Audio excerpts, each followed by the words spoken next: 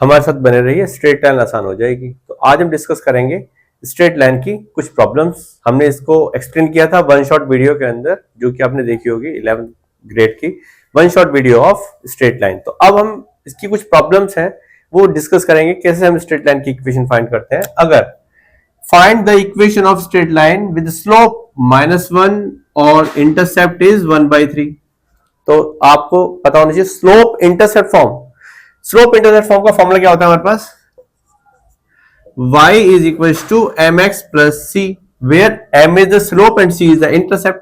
अगर हम पुट कर देते हैं y is equals to -1 into x plus 1/3, y is equals to -x plus 1/3। LCM ले लो आप, तो ये हमारा जाएगा 3y is equals to -3x plus 1, और इसको हम सेट करते हैं तो हमारा जाएगा 3x plus 3y minus 1 is equal to 0। तो रिक्वायर्ड इक्वेशन इज दिस।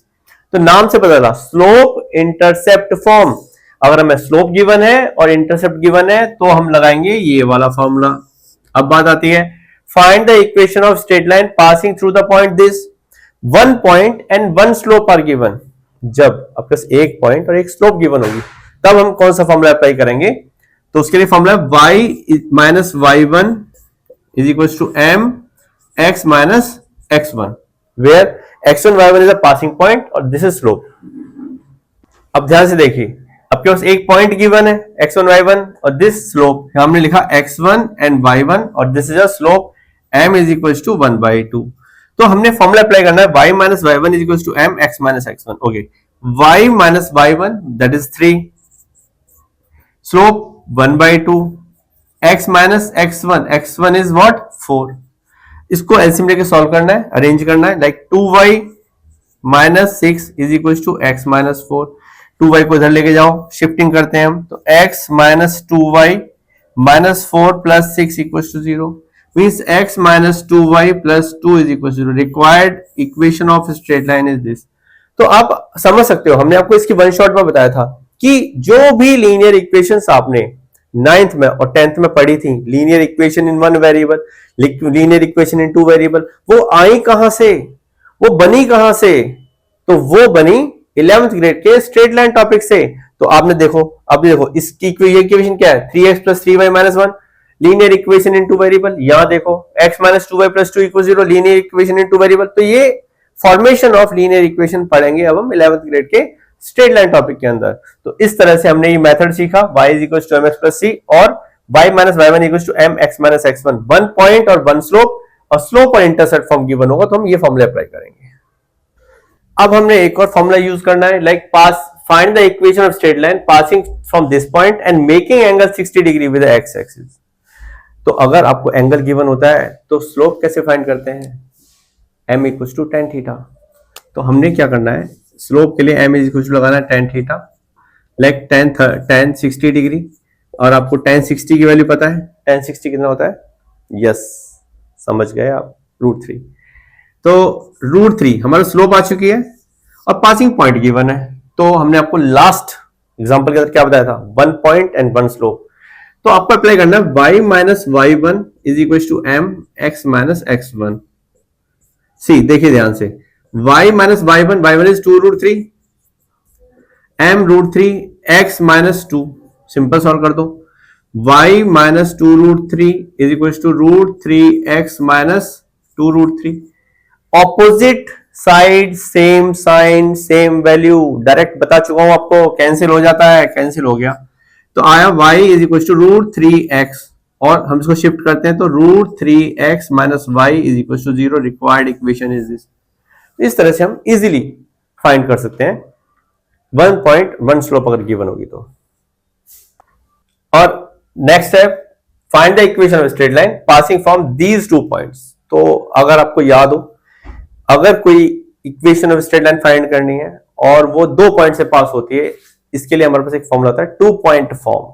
क्या फॉर्मूला होता है, y minus y1 is equal to y2 minus y1 divide by x2 minus x1, this is slope, into x minus x1। Very good, apply कर दो, x1 y1 x2 y2, y minus y1 y2 4 minus 2 divide x2 minus x1 2 minus minus 1 और x minus x1, x minus minus one मतलब plus one हो गया, ठीक है।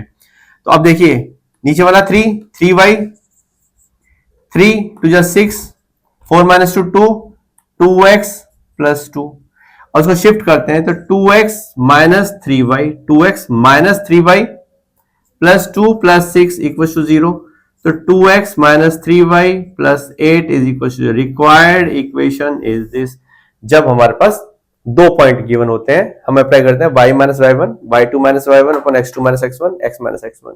देखा जाए तो इसमें और इसमें कोई ज्यादा फर्क नहीं है। y minus y1 this is our slope m, x minus x1, यही तो है, फॉर्मूला सेम ना। यहाँ पे हमने m केवल डाल दिया बस ये वाली, इस तरह से हम अप्लाई कर सकते हैं ये वाला फॉर्मूला। काफी इंपॉर्टेंट क्वेश्चन है स्ट्रेट लाइन का, देखिए किस तरह से सॉल्व करते हैं इसको, और काफी इजी है, थोड़ा सा आपको ट्रिक यूज करनी है। क्वेश्चन है find the equation of straight line, ये तो हमारा सबका टैग है इसलिए हमने एक बार लिख दिया है। Passing through the point this, ये पासिंग पॉइंट है, याद रखो किससे पास होता है, पासिंग पॉइंट हमें गिवन है 2,1 मिल गया। And parallel to the line joining these two points, तो वो जो स्ट्रेट लाइन है वो जिसकी इक्वेशन फाइंड करनी है, वो इक्वेशन वो इक्वेशन वो इक्वेशन वो इक्वेशन पैरेलल है, क्या है, पैरेलल है इनसे पास होने वाली लाइन के। तो इसका मतलब उस लाइन की स्लोप जो फाइंड करना, उस लाइन की स्लोप इस लाइन की स्लोप के इक्वल होगी, क्योंकि मैंने बताया था आपको लाइन पैरेलल होगी तो स्लोप इक्वल होगी। मींस हमें स्लोप फाइंड करनी है इन दोनों की। तो हमने फाइंड किया, स्लोप कितनी आई, m1 is equal to y2 minus y1, वो 1 minus 3, 1 minus 3 divide by minus 3 minus 1, that is minus 2 divide by minus 4, 1/2। अब ये स्लोप इस लाइन की स्लोप के इक्वल है, तो m2 कितनी आ जाएगी हमारे पास, वो सेम आ जाएगी 1/2। और अब हम सिंपल फॉर्मूला अप्लाई कर देंगे, y minus y1 equal to m x minus x1, y minus y1 is equal to m x minus x1, y minus y1 is what 1, 1/2, x minus 2, 2y minus 2 cross multiply करने के बाद, तो x minus 2y minus 2 plus 2 equal to 0। तो x minus 2y is equal to 0, required equation आपके पास आ जाती है। एक ऐसे परपेंडिकुलर का क्वेश्चन बनता है, एनसीईआरटी का क्वेश्चन है, काफी इंपॉर्टेंट है। लास्ट टाइम हमने सीखा कि पैरेलल होगी तब, इस केस में हमने इसको बोल्ड किया है, perpendicular. Find the equation of straight line passing through the point this, passing point given है हमें पता है, परपेंडिकुलर टू द लाइन। अब परपेंडिकुलर के लिए क्या कंडीशन होती है स्लोप की, m1 into m2 is equal to minus 1। तो आपको स्लोप यहां से फाइंड करनी है, उसका नेगेटिव रेसिप्रोकल इसकी स्लोप हो जाएगी। तो हम इसकी स्लोप फाइंड करते हैं, तो स्लोप विल बी, m1 हमने फाइंड किया 6 minus 5 divide by minus 3 minus 2, minus 3 minus 2 that is 1 divide by minus 5। ये आ चुकी है हमारे पास m1 माइनस 1/5। तो अगर m2 फाइंड करेंगे इस फॉर्मूले से तो हमारा आ जाएगी 5 आ जाएगी, नेगेटिव रेसिप्रोकल।